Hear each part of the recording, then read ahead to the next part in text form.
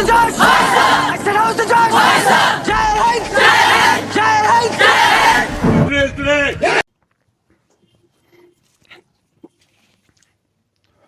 जय हिंद भाई। कैसे हो सब लोग? उम्मीद है सब लोग शानदार बढ़िया जिंदाबाद होंगे, है ना। सब लोग कुशल मंगल हैं भाई।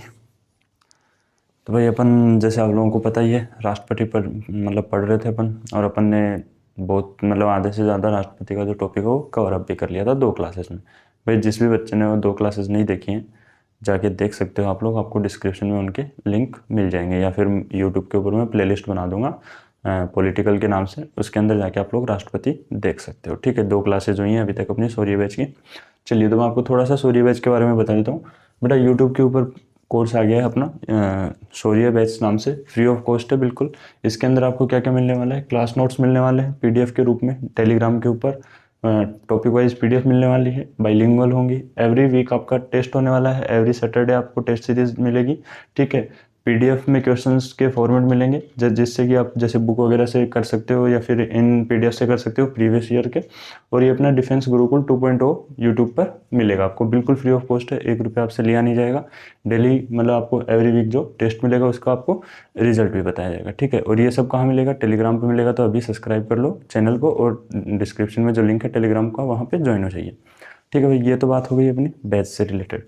इस बैच के और भी फायदे बता देता हूँ भाई। इसके अंदर एक तो जो प्रीवियस ईयर्स के क्वेश्चन करोगे आप लोग, बेटा हर वीक के अंदर एक टेस्ट लगेगा आपका, जिसके अंदर 1 घंटे आपको पेपर दिया जाएगा।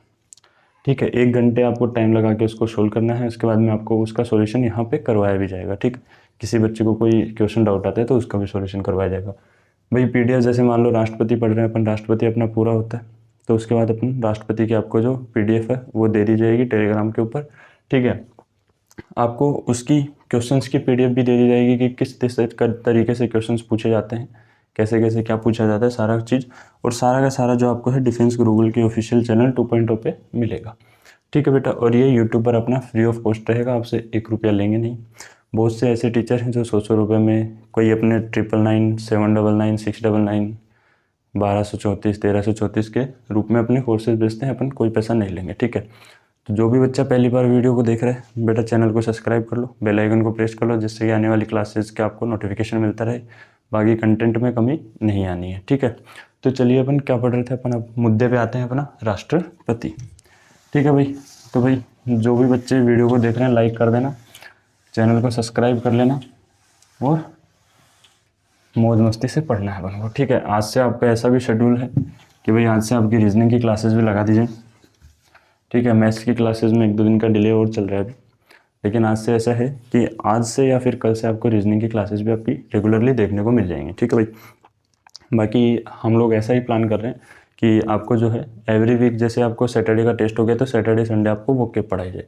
ठीक है, चलिए तो देखिए, क्योंकि आपको पता है वोकेब का वेटेज ज़्यादा होता है। एसएससी के अंदर लगभग 24 नंबर की वोकेब आती है आपकी। ठीक है, चलिए तो अभी देखते हैं अपन। और जो वोकेब है सारी की सारी आपको जो है रूट वर्ड से याद करवाएंगे। ठीक है, क्या पढ़ रहे थे अपन बेटा? राष्ट्रपति पढ़ रहे थे। थोड़ा सा रिवाइज करवा दूँ भाई पीछे का, कि अपन ने क्या क्या पढ़ा है, क्योंकि जो भी बच्चा आज पहली बार जुड़ा है उसको रिवीजन तो मांगता भी। तो देखो, अपन ने इसके अंदर ज़्यादा कुछ नहीं पढ़ा था।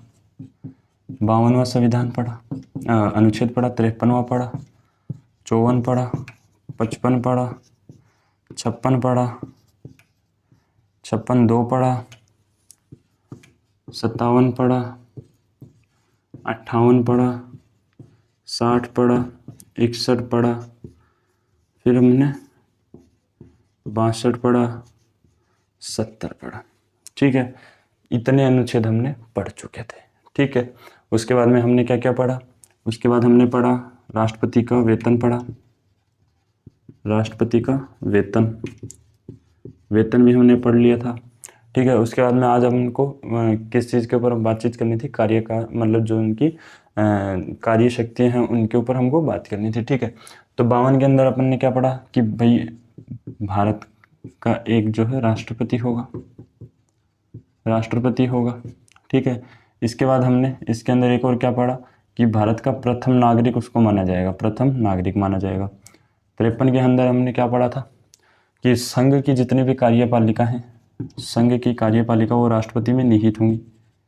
कार्यपालिका राष्ट्रपति में निहित होंगे, राष्ट्रपति में निहित। ठीक है, 54 में क्या पढ़ा, 54 ने अपन ने पढ़ा निर्वाचन पद्धति, निर्वाचन पद्धति। ठीक है, 55 में अपन ने क्या पढ़ा, चुनाव प्रणाली, चुनाव प्रणाली पढ़ा था। 56 में अपन ने क्या पढ़ा था भाई, 56 में अपन ने पढ़ा था उत्तराधिकारी, उत्तराधिकारी।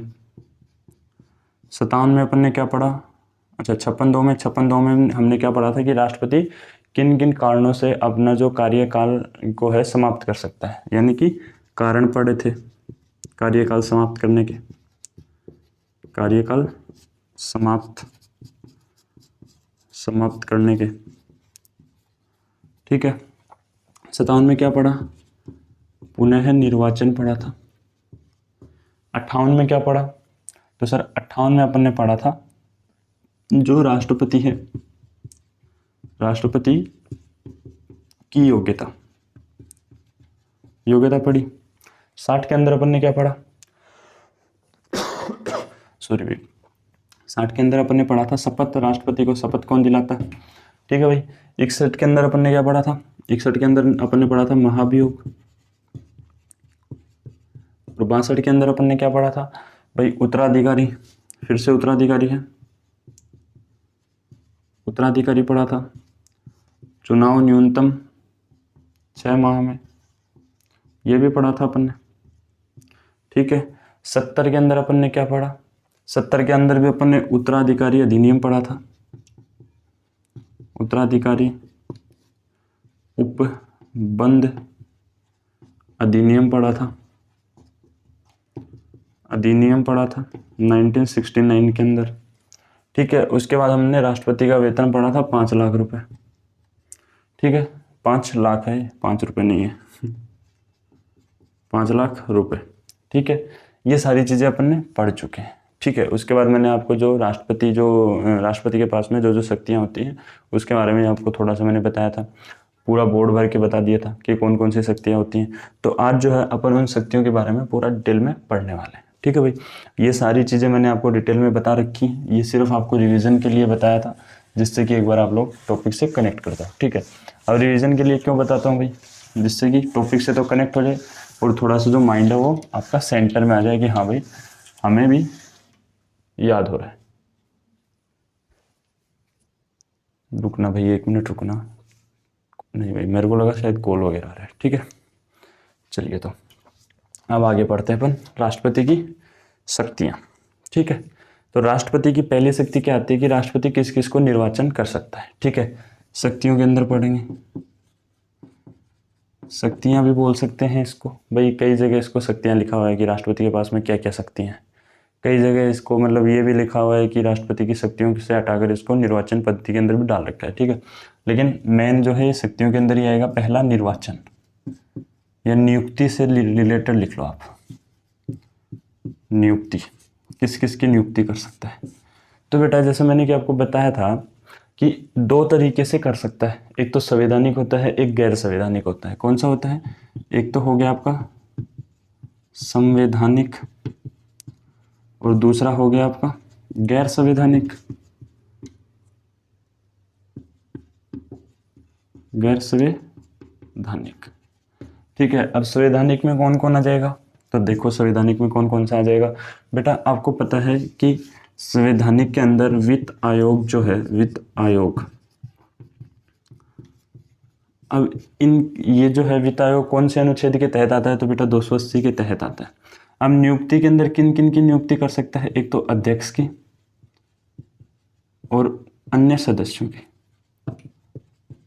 अन्य सदस्यों की, यानी जैसे मैंने आपको बताया वित्त आयोग, तो वित्त आयोग के जो अध्यक्ष हैं उनकी नियुक्ति भी राष्ट्रपति करेगा और उसके जो सदस्य हैं उनकी नियुक्ति भी राष्ट्रपति द्वारा की जाएगी। ठीक है, उसके बाद आता है आपका यूपीएससी, जिसको हम बोलते हैं संघ लोक सेवा आयोग, जो आपका कौन से अनुच्छेद के अंदर आता है बताओ, 315 और 16 के अंदर।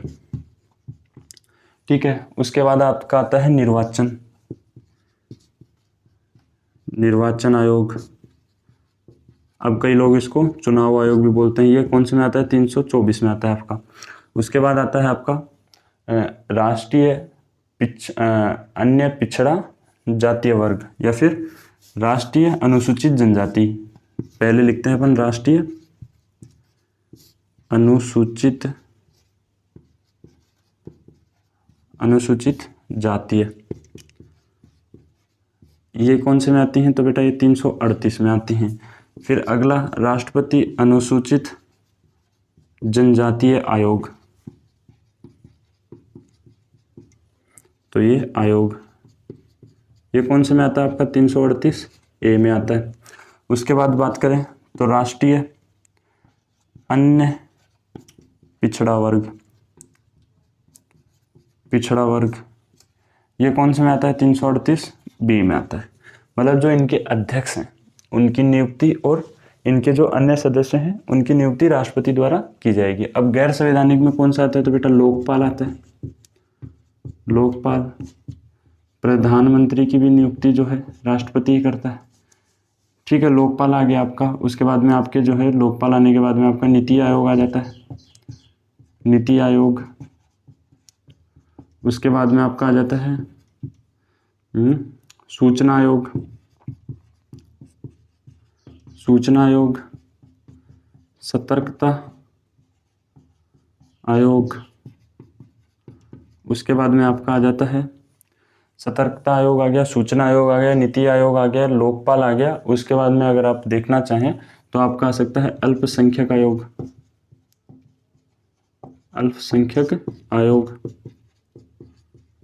ठीक है, आदि। ये तो आ गए आपके गैर संवैधानिक और संवैधानिक। अब बात करें थोड़ा सी कि और किन किन की नियुक्ति करता है, तो आपको पता है बेटा प्रधानमंत्री की नियुक्ति भी राष्ट्रपति करता है, प्लस मंत्रिमंडल की नियुक्ति भी राष्ट्रपति करता है। लेकिन किसके? भाई प्रधानमंत्री से सलाह मशवरा करके करता है। ठीक है, उसके बाद किसकी? बेटा राज्यपाल की भी नियुक्ति कौन करता है? राष्ट्रपति करता है। ठीक है, तो ये थे जिनकी नियुक्ति जो है राष्ट्रपति द्वारा की जाती है। अब मुद्दा आता है कि सर इनको याद कैसे करें। ठीक है, तो देखो यूपीएससी तो आपको पता है कि केंद्र सरकार के अंतर्गत कार्य करती है, वित्त आयोग भी केंद्र सरकार के अंतर्गत कार्य करता है। ठीक है, उसके बाद निर्वाचन आयोग जो है केंद्र सरकार के अंतर्गत कार्य करता है। राष्ट्रीय अनुसूचित जनजाति जो भाई राष्ट्रीय नाम आ गया तो पूरे देश के लिए आ गया, ये भी इसमें भी राष्ट्रीय नाम आ रहा है, इसमें भी राष्ट्रीय नाम आ रहा है, तो राष्ट्रीय वाले तो वैसे ही राष्ट्रपति द्वारा किए जाएंगे। ठीक है, अब ये देखिए गैर संवैधानिक में बेटा लोकपाल। नीति आयोग का अध्यक्ष कौन होता है? प्रधानमंत्री है। किसकी जगह आया है अभी? नीति आयोग जो है योजना आयोग की जगह आया है। ठीक है, तो इसका जो प्रधानमंत्री कर रहा है तो प्रधानमंत्री की नियुक्ति तो पहले से ही राष्ट्रपति कर रहा है और मंत्रिमंडल की भी कर रहा है। ठीक है, उसके बाद सूचना आयोग, भाई सूचना राष्ट्रपति को मिलती रहेगी। जैसे मान लो कोई पिछड़ा गांव है तो उसके बारे में सूचना चाहिए तो राष्ट्रपति सूचना आयोग। सतर्कता आयोग भाई मतलब सुरक्षा से रिलेटेड ले लो, जैसे भी ले लो। अल्पसंख्यक आयोग और आदि। राज्यपाल आपको पता है राज्यपाल का कोई चुनाव नहीं होता है। ठीक है, चलिए तो अब आगे बात करते हैं, अगला लेते हैं। ये तो आपका हो गया राष्ट्रपति किन किन की नियुक्ति कर सकते हैं। ठीक है, जिसको भी स्क्रीनशॉट लेना है स्क्रीनशॉट ले सकता है भाई, और नोट डाउन करना है नोट डाउन कर सकता है। ठीक है, चलिए तो अब इसके बाद आगे अपन बातचीत कर लेते हैं थोड़ी सी। बेटा वीडियो अच्छी लग रही हो तो वीडियो को लाइक ज़रूर करते रहना, चैनल को सब्सक्राइब कर लेना, बेल आइकन को प्रेस कर लेना और अपने दोस्तों में ज़रूर पहुंचा देना ये वीडियो, जिससे कि उनको भी थोड़ा बेनिफिट हो जाए। फ्री ऑफ कॉस्ट कोर्स लेके आए बेटा, तो इसका मतलब ये नहीं है कि हम आपको कंटेंट बुरा देंगे। कंटेंट आपको एक से बढ़िया एक कंटेंट मिलेगा, जो कोचिंगों में आप 20-20, 25-25 हज़ार रुपये दे के कंटेंट खरीदते हो। ये इसीलिए है कि भाई कई भाई ऐसे होते हैं जो अफोर्ड नहीं कर पाते हैं, उस वजह से किया जा रहा है। ठीक है, उसके बाद अगर बात करें अपन तो बेटा राष्ट्रपति के पास में एक शक्ति होती है समाधान की। कौन सी शक्ति होती है? समाधान की। जैसे और भी शक्तियाँ होती हैं, विधायी शक्तियाँ भी होती हैं, सैन्य शक्तियाँ भी होती हैं, राजनीतिक शक्तियाँ भी होती हैं, लेकिन एक समाधान की शक्ति होती है जो कि आपके लिए इम्पोर्टेंट भी है। ठीक है, समाधान।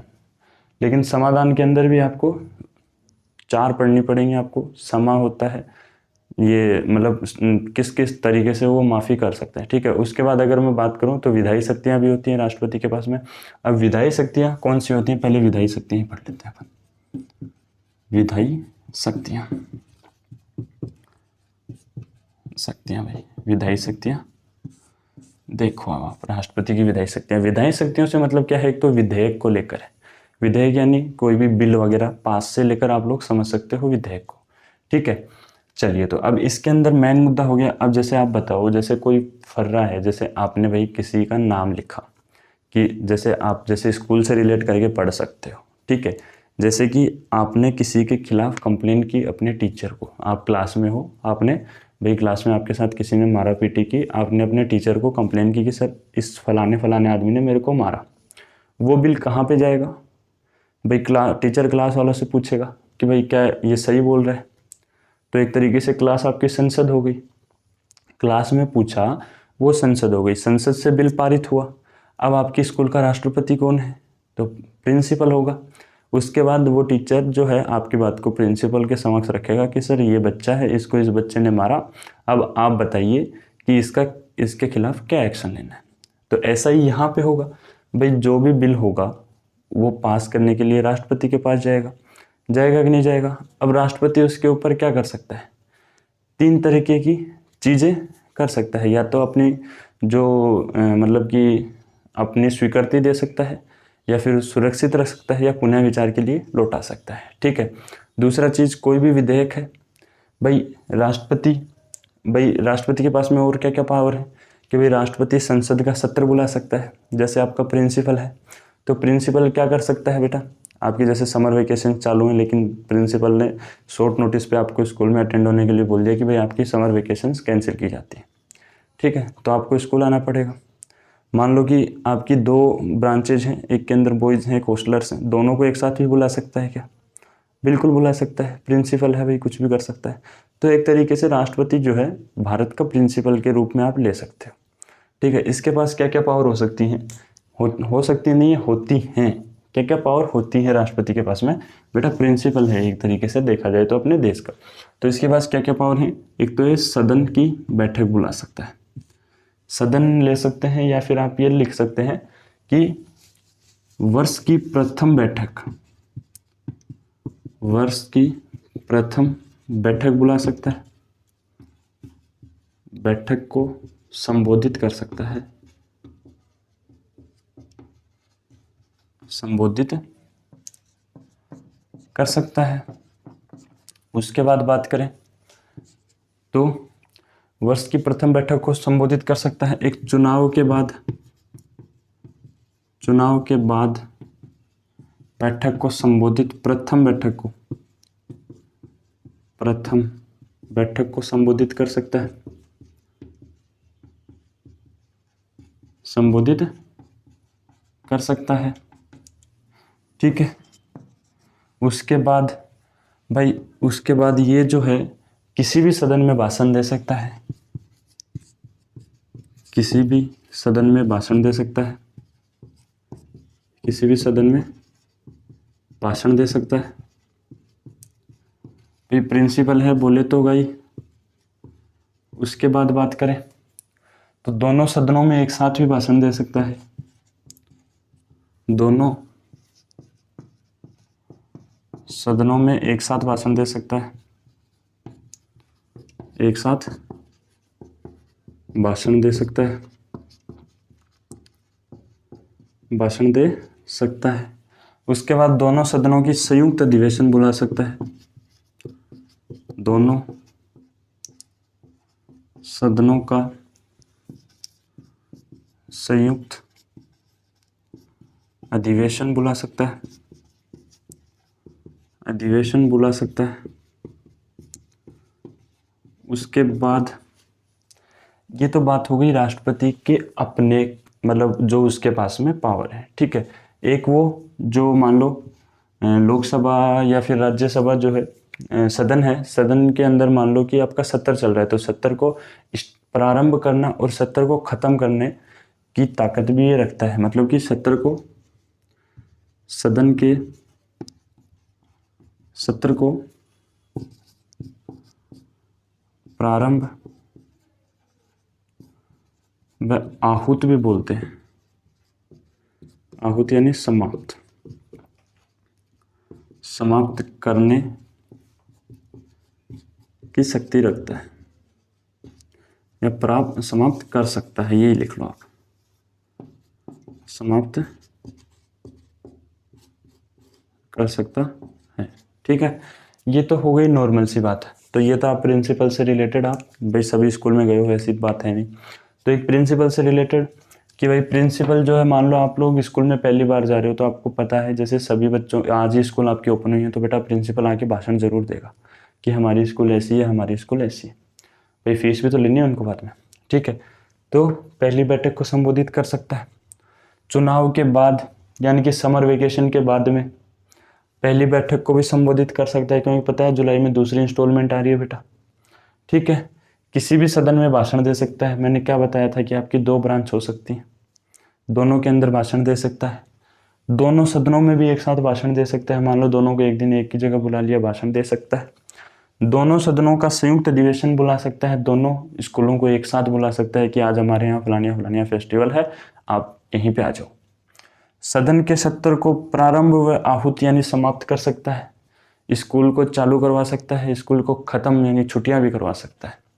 तो ये सारे के सारे पावर आप किससे याद रख सकते हो? प्रिंसिपल से याद नहीं रख सकते क्या भाई? छोटा सा कॉन्सेप्ट दिया है आपको, स्कूल प्रिंसिपल। आप सभी लोग पढ़े हुए हो स्कूल प्रिंसिपल के, बता दो इसके अंदर से कोई भी आप लोगों को अलग लगाओ तो। केवल और केवल स्कूल प्रिंसिपल के ऊपर मैं आपको पूरा का पूरा राष्ट्रपति लेके चल रहा हूँ। ठीक है, अभी आगे बात करते हैं अपन। आगे बात क्या करें, ये नोट डाउन कर लो आप लोगों को अगर करना है तो। बाकी आपको नोट्स तो मिलेंगी, तो उसकी तो आपकी कोई समस्या होनी नहीं चाहिए, क्योंकि नोट्स आप लोगों को पता है, नोट्स तो आपको देने हैं, क्योंकि शौर्य बैच में हो आप लोग सभी लोग। ठीक है, चलिए तो अभी आगे बात करते हैं। ठीक है भाई, तो देखो आगे का मुद्दा क्या है।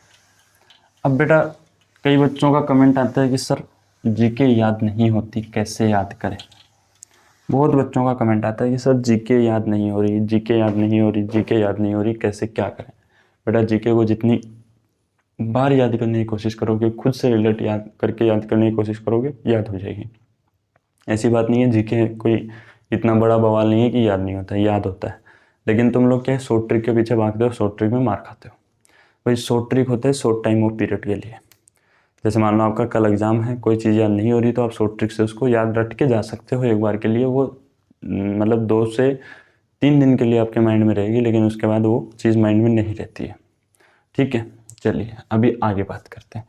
तो बेटा इसके पास एक तो विधेयक बन के आएगा जो दोनों सदनों से, यानी मान लो आपकी दोनों स्कूलों ने, आप लोगों ने मिलके, आप 12th क्लास में हो, आप लोगों ने को डिसाइड किया कि हम 5 सितंबर को टीचर्स डे के दिन हम ये प्रोग्राम करेंगे। तो आप लोग प्रिंसिपल के पास लेके जाओगे कि सर हम ये प्रोग्राम करने वाले हैं, हमें आपकी अनुमति चाहिए। चाहिए नहीं तो अब प्रिंसिपल के ऊपर है कि वो आपको स्वीकृति दे या ना दे। ठीक है, यानी कि कोई भी विधेयक, कोई भी विधेयक राष्ट्रपति की स्वीकृति, राष्ट्रपति की स्वीकृति के बिना कानून नहीं बन सकता है, कानून नहीं बन सकता है। ठीक है, ये चीज़ तो मान गए आप लोग, टीचर से समझा दिया आपको। उसके बाद अगर बात करें तो मान लो आपने कुछ और भी चीज़ें चाहिए, जैसे मान लो टीचर ने जो आपका प्रिंसिपल है उसने आपको अनुमति दे दी, आपने फलाने फलाने काम के लिए अनुमति ली। अब आप लोगों ने बोला कि सर हमें जो है हमारे प्रोग्राम की ड्यूरेशन को बढ़ाना है, हम इसको और थोड़ा बड़ा लेवल पे करना चाहते हैं, या फिर अब ये रिलेट किससे करूँगा वो देखना, आप राज्यों से रिलेट करूँगा। आपने क्या बोला कि सर हम हमारे प्रोग्राम की ड्यूरेशन को बढ़ाना चाहते हैं, समय अंतराल को बढ़ाना चाहते हैं, भाई हम और ज़्यादा बंदे बुलाना चाहते हैं जिससे कि हमें डोनेशन मिले, तो हम थोड़ी जगह को भी बढ़ाना चाहते हैं, हम अपने प्रोग्राम का जो नाम है उसको चेंज करना चाहते हैं। तो हमें थोड़ा सा, जैसे फेयरवेल का, लोग कई स्कूल में फेयरवेल रखा जाता है, कईयों का कुछ रखा जाता है, जैसे चाइनीज़ में उसको हस्तला विस्ता बोलते हैं। ठीक है, तो भाई हम उसका नाम चेंज करना चाहते हैं, तो इससे रिलेटेड भी आप लोगों को पहले प्रिंसिपल के पास जाना पड़ेगा कि सर आपकी अनुमति चाहिए। मतलब यहाँ पे क्या है कि किसी भी राज्य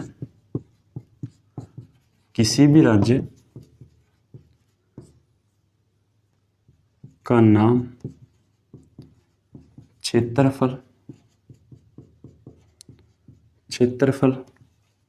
व सीमा, अब सीमा भाभी नहीं, सीमा बाउंड्री लाइन से बात हो रही है यहाँ पे। कहाँ पे? बाउंड्री से। कई बंदे इसको भाभी समझ लेते हैं, नालायक। ठीक है, तो सीमा, सीमा से, सीमा में परिवर्तन, परिवर्तन के लिए राष्ट्रपति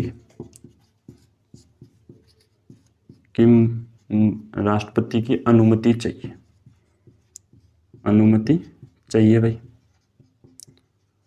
चाहिए। ठीक है, उसके बाद कि सर धन विधेयक पर भी राष्ट्रपति की चाहिए हमें, धन विधेयक। अब धन विधेयक को ही मैं बता दूंगा आपको, धन विधेयक पर भी अनुमति चाहिए,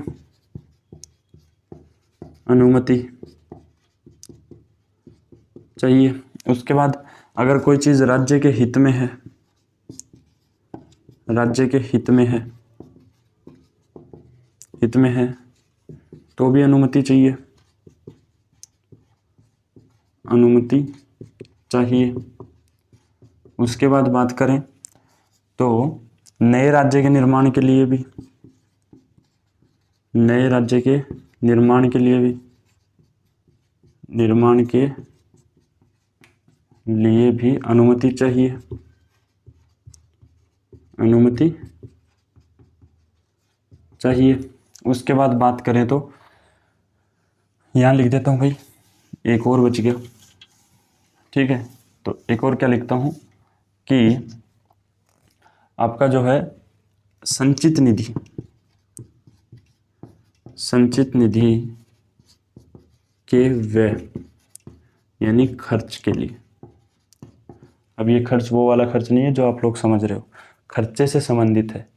खर्च कई लोग जो है दूसरी जगह पहुंच गए हैं। ठीक है, तो खर्च के लिए भी, खर्च के लिए भी राष्ट्रपति की अनुमति चाहिएगी। ठीक है, सीमा में परिवर्तन। ठीक है बेटा, तो ये चीजें हो गई। अब सर ऊपर वाली तो समझाई दी थी आपको, राज्य का नाम, क्षेत्रफल। अब बात आती है कि धन विधेयक पर अनुमति चाहिए। भैया आपने प्रिंसिपल के पास गए कि सर हमारा ये फलाना फलाना प्रोग्राम है और हमारे इसके प्रोग्राम के अंदर हमने डेकोरेशन वगैरह मिला के लगभग हमारा जो है 20,000 रुपये का खर्चा बैठ रहा है, तो आप लोग हमें स्कूल के फंड से दे दो। ठीक है, धन विधेयक हो गया, आपने प्रिंसिपल को बोला। अब उसके ऊपर स्वीकृति देना न देना जो है मतलब आपके प्रिंसिपल का काम है, तो यहाँ पर राष्ट्रपति का काम है वो। लेकिन अभी क्या है कि धन विधेयक के ऊपर जो है पूर्व अनुमति ली जाती है।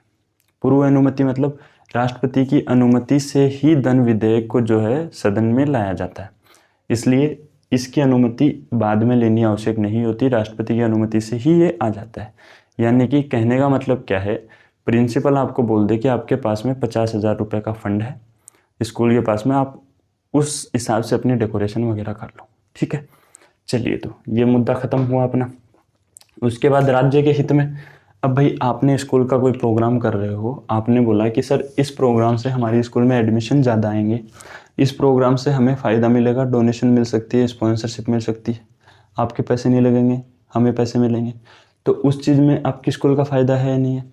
तो राज्य के हित के अंदर भी कार्य हुआ नहीं हुआ भाई, कोई भी काम होगा जैसे राज्य के हित में, जैसे मान लो कि बांध का पानी लाना हुआ या फिर कुछ और भाई, जैसे नहर का पानी लाना हो गया, या फिर जैसे मान लो इलेक्ट्रिसिटी के लिए हो गया, तो उन सब के लिए भी राष्ट्रपति अनुमति देगा। राज्य के भाई हित के कल्याण के लिए ही है। हित का मतलब क्या होता है? कल्याण होता है। क्या होता है भाई? कल्याण होता है। ठीक है, तो ये मुद्दा भी आपका खत्म। नए राज्य के निर्माण, आपने प्रिंसिपल को बोला कि सर ये प्रोग्राम तो खत्म हो गया, एक प्रोग्राम और करते हैं जन्माष्टमी का, बोलो राधे राधे, है ना? तो भाई नया राज्य का निर्माण यानी नया प्रोग्राम कर रहे हो, तो उसके लिए भी आपको राष्ट्रपति की अनुमति चाहिएगी, प्रिंसिपल की अनुमति चाहिएगी, है ना? चाहिएगी। प्रिंसिपल बोलेगा भक बुड़बक, इतने इतने प्रोग्राम होते हैं क्या? तो राष्ट्रपति भी बोल सकता है बेटा इतने इतने राज्य हो सकते हैं। अशोक गहलोत थोड़ी ना है सभी कि हर एक गाँव को जिला बना दे। ठीक है, उसके बाद संचित निधि, सबसे मेन मुद्दा आता है कि सर ये संचित निधि क्या होती है? संचित निधि के खर्चे के लिए। ठीक है, अब बेटा सुनना, ऐसे लिख देता हूँ खर्च, वरना कई लोग माइंड डाइवर्ट हो जाएगा। ठीक है, संचित निधि क्या होती है, जैसे मान लो देश के अंदर कुछ भी समस्या उत्पन्न हो जाती है तो उसके बाद जो है संचित निधि एक धन होता है जो राष्ट्रपति के द्वारा भाई देश के कल्याण के लिए काम में लिया जा सकता है। ठीक है, तो ये निधि के खर्च के लिए भी आपको राष्ट्रपति की अनुमति चाहिएगी। तो अभी मैंने आपको क्या क्या चीज़ें बता दी वो आप लोग एक बार रिवाइज कर लो। क्या क्या बताया बेटा, विधायी शक्ति बताई है। विधायी शक्ति के अंदर क्या बताया, कोई भी विधेयक राष्ट्रपति की स्वीकृति से कानून बनाया, मतलब बिना राष्ट्रपति की स्वीकृति के बिना कानून नहीं बनाया जा सकता। किसी भी राज्य का नाम, क्षेत्रफल व सीमा में परिवर्तन अगर करना है अपने को तो उसके लिए अपने को राष्ट्रपति की जो है अनुमति लेनी आवश्यक होगी। उसके बाद में संचित निधि के व्यय यानी खर्च के लिए भी हमें राष्ट्रपति की अनुमति लेनी आवश्यक होगी। धन विधेयक पर भी अनुमति लेनी आवश्यक होती है, लेकिन धन विधेयक पर अनुमति आजकल पहले ही ले ली जाती है, उसके बाद ही उसको सदन में लाया जाता है। राज्य के हित में अगर कोई कार्य कर रहे हो तो उसके ऊपर भी आपको राष्ट्रपति की अनुमति चाहिएगी। नए राज्य के निर्माण के लिए भी आपको राष्ट्रपति की अनुमति चाहिएगी। इसको 1 मिनट है आपके पास में, फटाफट से रिवाइज कर लो, तब तक मैं पानी पी लेता हूँ भाई।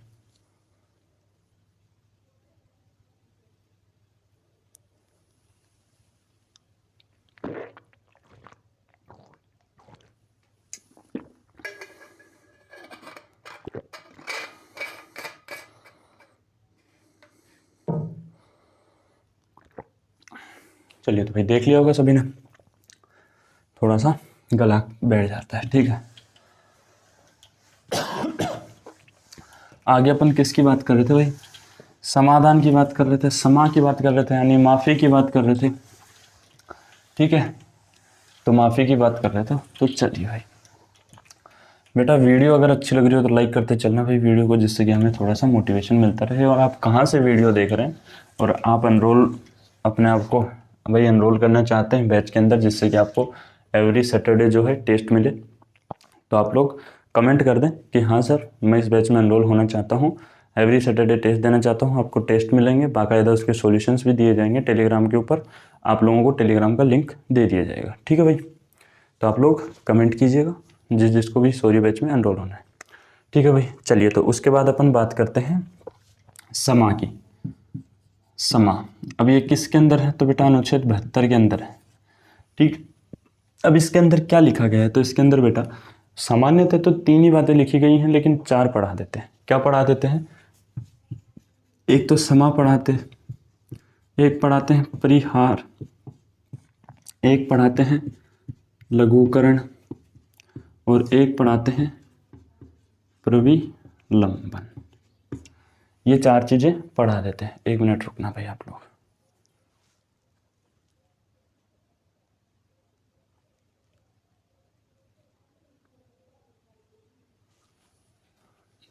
ठीक है बेटा, ठीक है, बात कर लेते थोड़ी सी। ठीक है, तो क्या बताया मैंने, समा, परिहार, लघुकरण और प्रविलंबन। ठीक है, ये 4 चीजें इसमें लिखी गई हैं आपके में। ठीक है भाई, 4 चीजें लिखी गई हैं। अब इसके ऊपर बात करते हैं कि इन चारों का महत्व क्या क्या है। तो बेटा समा के अंदर तो होता है पूर्ण रूप से मुक्त, पूर्ण रूप से मुक्त। ठीक है, मुक्त। दूसरा बात करें परिहार, परिहार के अंदर क्या होता है कि आपका जो कार्य या फिर ये मान लो दंड की अवधि को कम कर दिया जाता है, अवधि कम। लघुकरण के अंदर क्या है, लघुकरण के अंदर है रूप बदल दिया जाता है, रूप बदल दिया जाता है। ठीक है बेटा, अब ये प्रविलंबन है, इसके अंदर क्या है, तो इसके अंदर जो है मृत्यु दंड को, भाई मृत्यु दंड को है एक तरीके से माफ कर दिया जाता है। इसके अंदर भी यही है, स्वरूप बदल दिया जाता है, एक तरीके से स्वरूप बदल दिया जाता है, स्वरूप बदल। ठीक है, अब इनको अपन अच्छे से पढ़ेंगे। जैसे मान लो आप लोगों ने याचिका लगाई, आप लोग भाई दोषी हो किसी के, तो आप लोगों ने याचिका लगाई राष्ट्रपति से कि साहब मैं दोषी नहीं हूँ, मेरे को क्षमा कर दिया जाए, मैं ऐसी गलतियाँ फिर से नहीं करूँगा। तो राष्ट्रपति के पास है कि बेटा वो आपको क्षमा कर सकता है, यानी कि आपकी सज़ा को एकदम से कम मतलब ख़त्म कर सकता है और आपको क्या कर सकता है, एकदम जेल से रिहा कर सकता है, मुक्ति दिला सकता है, मुक्त कर सकता है। क्या कर सकता है, मुक्त कर सकता है। दूसरी बात करें परिहार, भाई आपने याचिका लगाई, अब दंड की अवधि, जैसे मान लो आप लोगों के पास में क्या है, आपको मिला हुआ है कि आपको जो है 8 वर्ष का कठोर कारावास है, ठीक है। तो अब राष्ट्रपति क्या करेगा कि उसको 4 वर्ष का कठोर कारावास कर देगा, मतलब समय को कम कर देगा, समय को कम कर देगा। लेकिन रहेगा वो कठोर कारावास ही, इसके अंदर कारावास का रूप चेंज नहीं होगा, रहेगा कठोर का कठोर ही। अब इसके अंदर रूप बदलने को क्या बोलते हैं? रूप बदलने से ये है कि जैसे मान लो आपका जो 8 साल का कठोर कारावास है, उसको भाई राष्ट्रपति ये कर दे कि 8 साल का सामान्य कारावास कर दे, या फिर जैसे आपको फांसी की सजा दी गई है तो उसको हटा के आपकी आजीवन कारावास कर दे, उम्र कैद में बदल दे। तो इस तरीके से सजा का रूप बदल दिया जाता है। क्या बदल दिया जाता है? सजा का रूप, ठीक है। अब सर सजा का रूप ही इसमें है, सजा का रूप ही इसमें, ये क्या सीन है? तो बेटा इसके अंदर क्या है कि जैसे मान लो कोई गर्भवती महिला है, उसको फांसी की सजा सुनाई गई है, तो उनके लिए ये है कि भाई वो लोग याचिका लगा सकते हैं कि सर हमें फांसी की सजा सुनाई गई है और हमारी सजा को माफ़ कर दिया जाए, ठीक है। तो ये किन के लिए है भाई? मृत्यु दंड से रिलेटेड है। मृत्यु दंड को रोकना व उसके बाद में इन तीनों में से किसी के, मतलब इन तीनों में से किसी एक के समक्ष उसका जो दंड है उसके ऊपर उनको सजा का आगे भाई उनको सजा के लिए निर्धारित करना, रोकना व सजा का निर्धारण, सजा के लिए दया याचिका लगाने के लिए, दया याचिका लगाने के लिए, ठीक है। अब इसमें क्या बोल दिया मैंने कि सर आपने लिख तो कुछ ऐसा सा दिया है कि हमारे समझ में नहीं आ रहा, ठीक है। तो देखो बेटा इसमें क्या बोला है कि भाई मृत्यु दंड को तो रोक दिया जाए, ठीक है। अब क्या है कि भाई मान लो मृत्यु दंड रोक दिया उनका, अब वो लोग क्या है कि अपनी याचिका जो है वो राष्ट्रपति के पास लगा सकते हैं कि सर हमारा ये जुर्म है, हम कबूल करते हैं, हम माफ़ी मांगते हैं, हम इतने दिन तक सज़ा भी काट चुके हैं, तो अब हमारा जो है हमें फांसी की सज़ा दी गई थी तो इसको तो रोक दो आप, भाई ये तो रुकी हुई है अभी, लेकिन आप हमें हमारी सज़ा का भाई कोई माफ़ीनामा दे दो या फिर कुछ और कर दो। अब ये खास करके लिए किन के लिए होता है? खास कर ये होता है गर्भवती महिलाओं के लिए, गर्भवती महिलाओं के लिए, या फिर जैसे मान लो कोई अपने घर में जैसे भाई जिसके बूढ़े माँ बाप हो जाएं, या फिर कोई अकेला ही रहता हो, जिसके भाई छोटे बाल बच्चे मतलब बच्चे हों, उनके लिए ये सारी चीज़ें होती हैं। मतलब ये सारी नहीं, सिर्फ ये वाली उन्हीं के लिए स्पेशल बोली जाती है, ऐसा बोला जाता है, ठीक है। लेकिन इसका जो मेन था वो मैंने आपको बता दिया है। अब किसी भी बुक में देख लेना, ऐसा ही लिखा हुआ मिलेगा कि मृत्यु दंड को रोकने के लिए सामान्यतः गर्भवती महिलाओं के लिए, और उसके बाद कि वो अपनी दया याचिका लगाने के लिए योग्य हो जाएं, किसके पास में? राष्ट्रपति के पास में, ठीक है। अब उसके बाद में बात करें तो अपन क्या बात करेंगे ये बताओ आप, ठीक है। अब मेरे को एक चीज़ बताओ, मान लो आपने राष्ट्रपति के पास में दया याचिका लगाई और राष्ट्रपति ने किसी कारण से वो निरस्त कर दी, ठीक है। जैसे निर्भया कांड के जो दोषी थे उनकी याचिका लगाई गई थी, उनको फांसी की सज़ा सुनाई गई थी, तो उन्होंने राष्ट्रपति के पास में याचिका लगाई कि हमारी जो मृत्यु दंड है उसको माफ़ करके आजीवन कारावास या उम्र कैद की सज़ा में परिवर्तित कर दिया जाए। लेकिन राष्ट्रपति ने क्या किया? उनकी जो याचिका था खारिज कर दी, ठीक है। अब अगर याचिका खारिज हो गई तो क्या आप दूसरी याचिका लगा सकते हो? तो बेटा नहीं लगा सकते हो। इसको याद रखना आप लोग कि राष्ट्रपति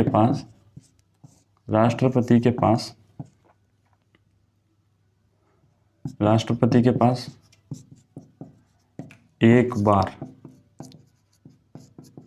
ही दया याचिका लगाई जा सकती है, दूसरी बार नहीं, ठीक है भाई।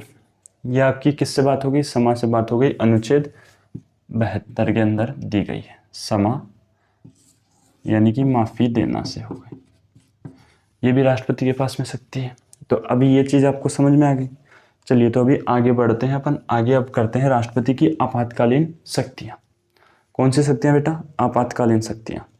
अब मैं आपको वही शक्तियाँ बता रहा हूँ जो कि इम्पोर्टेंट भी हैं एक तरीके से। बाकी देखा जाए तो मैं आपको सारी पढ़ाते हुए चल रहा हूँ, आपका कोई भी नहीं छोड़ रहा हूँ चीज़ें तो। लेकिन अभी मैं पहले क्या ले रहा हूँ, जैसे भाई आपकी जैसे सैन्य शक्ति हैं, तो सैन्य शक्ति के अंदर कुछ भी बताने का नहीं है। सैन्य शक्ति के अंदर सीधा सीधा क्या लिखा हुआ है, जैसे आप कोई भी बुक पढ़ोगे कि राष्ट्रपति के पास में जो है भारत की सैन्य शक्तियाँ हैं, वो भाई किसी भी जैसे युद्ध वगैरह के अंदर जो सेनाएं वगैरह हैं उनको भेज सकता है, भाई उनका काम ले सकता है। लेकिन उनका जो अगर राष्ट्रपति उनको किसी भी काम के लिए भेजता है तो विधि के अनुसार ही उनका जो है काम में लिया जा सकता है, ऐसा लिखा हुआ है। तो आपकी इससे क्वेश्चन बनने का चांस ही नहीं है। आपके जहाँ से क्वेश्चन बनेगा वो देखो आप कहाँ से बन सकता है, आपातकालीन शक्तियों से बन सकता है। आपके क्या है, आपातकालीन शक्तियाँ, आपातकालीन शक्तियाँ। अब ये आपातकालीन शक्तियाँ क्या हैं भाई, देखो तो भाई राष्ट्रपति के पास में तीन आपातकालीन शक्तियाँ होती हैं, और ये कौन से अनुच्छेद से दी गई हैं, 352 से 360 तक दी गई। ठीक है, अब ये अनुच्छेद याद रखना जरूरी। देखो पहली अगर मैं आपको बताऊं, पहली क्या होती है कि अगर मान लो युद्ध हो जाए, युद्ध या बाह्य आक्रमण हो जाए, आक्रमण हो जाए। दूसरी आंतरिक अशांति, आंतरिक अशांति। तीसरी जो है, अगर अब इस आंतरिक अशांति को बेटा एक चीज और भी बोला जाता है, क्या बोला जाता है, राज्य में संवैधानिक स्थिति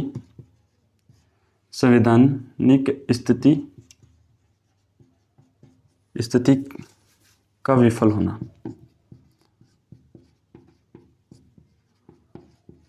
होना, ठीक है।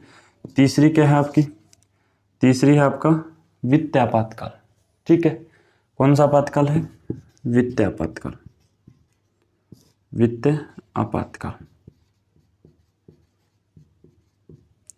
अब इसको वित्तीय आपातकाल भी बोला जाता है, या एक तरीके से दिवालिया जिसको बोलते हैं अपन, वो भी बोला जाता है। क्या बोला जाता है, दिवालिया निकल जाना, ठीक है। इसकी अवधि कितनी होती है बेटा, ये 2 माह तक ही रह सकता है, 2 माह तक ही रह सकता है, ठीक है। अब देखो, अब मैं आपको इनको सारों को बता देता हूँ। अब ये युद्ध व बाहरी आक्रमण है, ये कौन से अनुच्छेद में, तो बेटा ये 352वें अनुच्छेद में, ठीक है। उसके बाद बात करें कि आंतरिक अशांति, राज्य में संवैधानिक स्थिति का विफल होना, ये कौन से में है, 356 में है बेटा। और ये वित्तीय आपातकाल या फिर दिवालिया आपातकाल जिसको बोलते हैं, ये कौन से में, तो ये 360 में दिया गया। अब इसके बारे में बात करते हैं थोड़ा सा। भाई बात करना तो लाजमी, बात करनी भी चाहिए, है ना। आप लोग बताते रहो भाई क्लास कैसी लग रही है आपको, वीडियो लाइक करते रहो, चैनल को सब्सक्राइब कर लो, बेल आइकन को प्रेस कर लो और अपने दोस्तों में शेयर कर दो। और अगर आप शौर्य बैच में एनरोल होना चाहते हो जिससे कि आपको टेस्ट मिलते रहें, पीडीएफ्स मिलते रहें, तो आप लोग नीचे कमेंट बॉक्स में कमेंट करो कि यस हमें शौर्य बैच में एनरोल होना है, हमें पीडीएफ्स चाहिए, हमें टेलीग्राम ग्रुप में ज्वाइन हो जाए, हमें एवरी वीक टेस्ट सीरीज चाहिए। आप हमारा टेस्ट करवाओगे एवरी सैटरडे, तो बेटा बिल्कुल से आपके इसी सैटरडे से टेस्ट चालू हो जाएंगे। कोई आपके पेपर जो है पहले से तैयार करके रख रखे हैं, एवरी सैटरडे मतलब अगले सैटरडे का जो टेस्ट है वो तैयार करके रखा हुआ है। अभी सैटरडे, आने वाले सैटरडे को आपको टेस्ट मिलेगा, आप लोगों को देना है। उसके बाद आपका जो डाउट सेशन है वो भी रख लेंगे, ठीक है, लाइव भी रख लेंगे, ठीक है। तो आप लोगों को कमेंट बॉक्स में कमेंट करना है कि हमें शौर्य बैच में एनरोल होना है, ठीक है। अब देखिए, युद्ध व बाहरी आक्रमण, मान लो कि इंडिया का चाइना के साथ में युद्ध हो गया या फिर चाइना ने आक्रमण कर दिया, तो युद्ध का मतलब क्या हुआ कि भाई युद्ध हुआ दोनों के बीच में। बाह्य आक्रमण यानी चाइना ने अकेले ने आक्रमण कर दिया अपने ऊपर, तो बाह्य आक्रमण हो गया। तो उस स्थिति में जो राष्ट्रपति है वो आपातकाल लगा सकता है, ठीक है। तो ये अनुच्छेद 352 में, ठीक है। अब देखो, आंतरिक अशांति या फिर राज्य में संवैधानिक स्थिति का विफल होना, इसके अंदर क्या है, आंतरिक अशांति जैसे कि भाई आपके जो राज्य है उसके मतलब आपका जो देश है उसके अंदर शांति नहीं है, या एक तरीके से विरोध होना चालू हो गया है, या फिर राज्य के अंदर जैसे कि मान लो आपको पता है राज्य के अंदर राज्यपाल का शासन होता है, जैसे जम्मू एंड कश्मीर को ही ले लो आप, जम्मू कश्मीर को ले लो। जम्मू कश्मीर में क्या था भाई, सीएम वगैरह बनने थे, तो लेकिन वहाँ की जो भाई एक तरीके से जनसंख्या तो क्या ही बोलेंगे, लोग हैं उनको नहीं संभाल पाए, उनके अंदर विद्रोह था। भाई विद्रोह करते हैं जम्मू कश्मीर वाले, तो इसलिए वहाँ पे राष्ट्रपति शासन लागू हो गया था। तो भाई ऐसी स्थिति में भी राष्ट्रपति शासन लागू हो सकता है जो अनुच्छेद 356 में है। वित्तीय आपातकाल जिसको बोलते हैं, ये इसकी अवधि बेटा ये 2 महीने तक ही रह सकता है। और जो है इसको दिवालियापन भी बोला जाता है, जैसे कि दिवालियापन से मतलब होता है कंगाली, गरीबी, इसको बोलते हैं। ठीक है, तो ये आपका 360 आर्टिकल के अनुच्छेद में आता है। ठीक है, और ये सिर्फ 2 महीने तक ही रह सकता है भाई, इस चीज़ को आप विशेष करके ध्यान रखना। तो ये 3 तरीके के आपातकाल है जो राष्ट्रपति लगा सकता है। ठीक है, अभी इससे आगे की जो बात है वो अपन करेंगे कल, क्योंकि अभी थोड़ा सा काम आ गया है। बीच में आपने देखा होगा मैं बात करने गया था, उसमें यही डिस्कस हो रहा था कि थोड़ा सा अभी जैसे रीजनिंग वाले सर हैं, रीजनिंग वाले सर क्या, रीजनिंग की क्लास तो मैं ही लूँगा, मैथ्स वाले जो टीचर आने की बात चल रही थी वो थोड़ा सा आना का नहीं हो रहा है उनके में, तो वो देखना है अभी। ठीक है, तो ऐसी थोड़ी सी स्थिति है, किसी के पास भी जाके आना है, उसी वजह से बात हो रही थी। तो आपकी जो इससे आगे क्लास है वो कल करेंगे। कल आपका जो राष्ट्रपति टॉपिक है एकदम से ख़त्म हो जाएगा। बेटा जिसको भी शौर्य बैच में एनरोल होना है, जिसको भी शौर्य बैच में एनरोल होना है, कमेंट बॉक्स में यस टाइप करके लिखें कि यस सर हमें एनरोल होना है। आपको टेलीग्राम ग्रुप का लिंक दिया जाएगा, उसके ऊपर आपको डेली बेसिस पे पीडीएफ दी जाएंगी, क्लास के नोट्स दिए जाएंगे, बाइलिंगुअल होंगे, और आप लोगों को एवरी वीक आपका टेस्ट होगा। ठीक है, तो आप लोगों को कमेंट करना है आप कहाँ से हो और आपको एनरोल होना है नहीं होना है। ठीक है, सीजीएल के लिए, सीपीयू के लिए, एमटीएस के लिए, सभी के लिए बैच है। ठीक है, तो मिलते हैं अगली क्लास में। बाकी चैनल को सब्सक्राइब कर लेना, वीडियो को लाइक कर देना, बेल आइकन को प्रेस कर लेना, जिससे कि आने वाले नोटिफिकेशन आपको सबसे पहले मिलते रहें। ठीक है बेटा, जब तक कल तक आप सभी लोग स्वस्थ रहें, सुरक्षित रहें। धन्यवाद। जय